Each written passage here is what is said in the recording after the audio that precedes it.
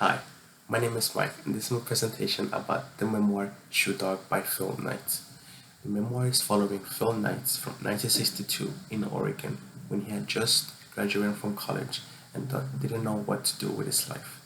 Phil has a passion for running and for shoes, and he knows that he wants to do something involving that. Phil realizes that he wants to start his crazy idea of starting a shoe import business and to pursue his dream of traveling around the world. Phil deals with a lot of conflicts in the memoir. In the beginning, Phil struggles with actually starting up his business because he worries that it won't work and has self-doubt, and also he worries that he don't have enough money to start the whole business. The other problems is that he doesn't know if his parents will allow him to travel to Japan, considering Japan and US wasn't on good terms back then.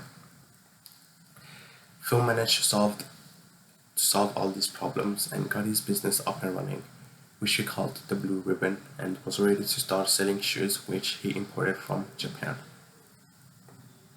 In this memoir, we can also see Phil making huge mistakes, which in future had a lot of consequences, some bad, some good. For example, we see Phil too carried away with the money the business was making and start making mistakes. He met with a bookkeeper who told him your rate of growth is too fast for equity and that he should start handling his money better if he continued to buy his shoes the way he was, he would eventually deal with a lot of problems. But he didn't listen and kept making the same mistakes. The consequences that came from that were when he required money from his bank, they asked him to pay money up front, which he couldn't do because he didn't have it. He possessed assets equal to the amount of money he had, but he didn't have enough cash in hand to pay for the money deposit. Therefore, the bank turned him down the loan. This made it even more difficult for Phil because the Tiger Shoe Company began to doubt whether he could sell the amount of shoes that they required him to do. And when speaking to Kitami, he said, Blue Ribbon sales are disappointing.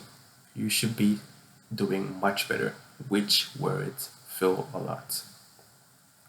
With the Onitsuka Tiger Shoe Company refusing to sell their shoes to Blue Ribbon, Phil realized that he must act quickly to avoid failure in his firm. Kitami told Phil, we will have no choice but to set up superior distributors because he thought the Blue Ribbon wasn't doing good enough. After much thought, Phil decided that relying on another company to sell shoes is no longer an option. Phil said to his employees, this is the moment we've been waiting for. No more selling shoes, no more selling someone else's brand, and no more working for someone else.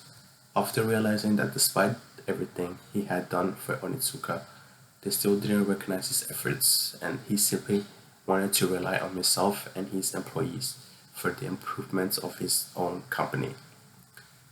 Phil and his staff decided to start their own shoe company so that they could sell their own shoes instead of relying on the Onitsuka Tiger Shoe Company.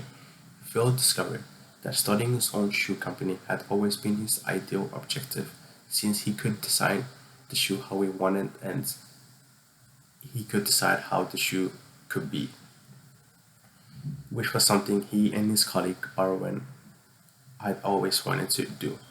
They decided to call the company Nike and began selling them instead of selling the Onitsuka Tiger sneakers. Although he had some problems along the way, Phil managed to turn a company that nobody knew into a company with multiple athlete deals and with millions of sales. Thank you for watching my interview.